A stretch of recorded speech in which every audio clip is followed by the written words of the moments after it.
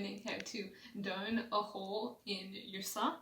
And it's just a really good skill to have because it reduces waste and it's economical and it's fun. And you know, sometimes you get holes in your favorite socks and you don't want to get rid of them. So no, you don't have to. So all you need is a hole in your sock, some scissors, a sewing needle, the bigger the better, apparently, and some thread. And we use the Gutermann thread, but you can use any thread really, because we also have this. You can use thrift store thread if you want to, but you can't necessarily use it in your sewing machine. So if you pick some up at a thrift store and you don't really have anything to use it for, then you can darn your socks. And this is technically Fabric Land store thread, but we got it from Value Village, so now we have something to use it. So once you have your thread on your needle, then you're just going to want to inside out whatever you're going to be darning. I'm going to darn this sock because there's a lot of holes in it. And you're just going to want to, wherever your hole is, just fold the hole in half so that it forms basically a straight line that you're going to be sewing along. So like basically right there. The first step is just insert your needle on one side a little bit away from the edge so that it doesn't like rip open the next time you're wearing it, and just continue to sew along that line, always putting the needle into one side. So I'm doing it the side that's closer to me because I find that is the most intuitive and the easiest, and just keep sewing along that line so that it basically is closing up the edge and like the raw edges of your fabric. And when I have a really long thread, sometimes I like to take the big loop and hold it on the other side, because otherwise sometimes you just get it going all over to the side, and then it doesn't really, like, it's not as strong and helpful later on because it's not going where you want it to. So if you have a really long thread like me, then I find that helps a lot, because then you're not just like sewing it basically in the same spot, or it's getting caught on it a lot. So just keep sewing along this edge until you get to the other side, and then do the exact same thing going back the other way. So I'm just going to finish this and then I'll show you the second step, and it's super easy. And don't like end it on one side and then do a new one. You can just keep going using the same piece of thread. And going back the same spots. I like to make sure that I kind of like get in between the stitches when I'm going back, because then I kind of feel like I'm covering more area and they're not as far apart.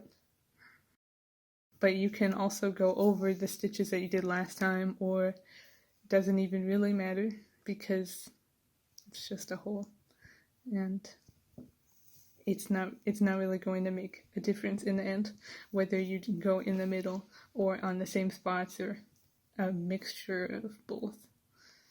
Just trying to make sure that you're doing your stitches pretty close together so that they're not like, so that it's really secure.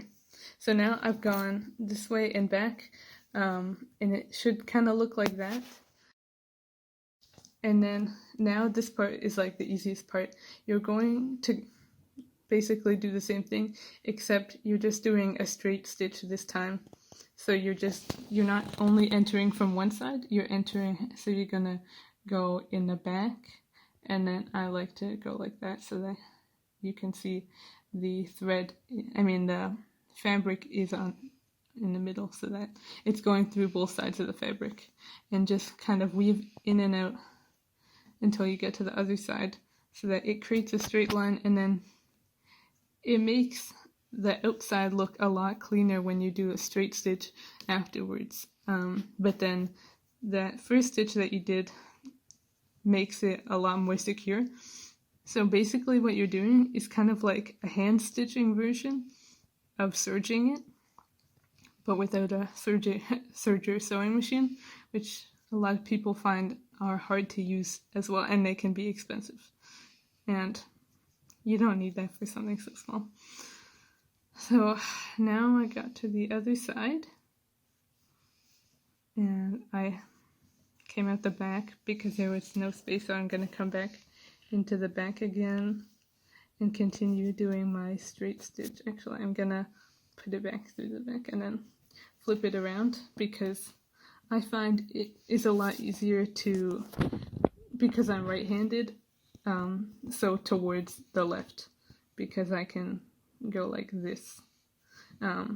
Otherwise I would have to go like this. Instead of like one motion, it's two to go back and forth, but whichever one. I find that you can do smaller stitches if you go actually back and forth, but it's faster if you go like that, just straight through. So now basically you're done, and you just want to end it now, and the way I do that is in the same spot. I just find this is a really easy way to end it, and this is how I've always done it. But you just go into the edge of your fabric. See, there's like a really small space left, and wrap your thread around the needle twice, and then pull it through, and it makes a knot. And I just do that in the exact same spot 1 or 2 more times. But it's really up to you, and you can also do it just like once. And then now you're done. Cut your thread,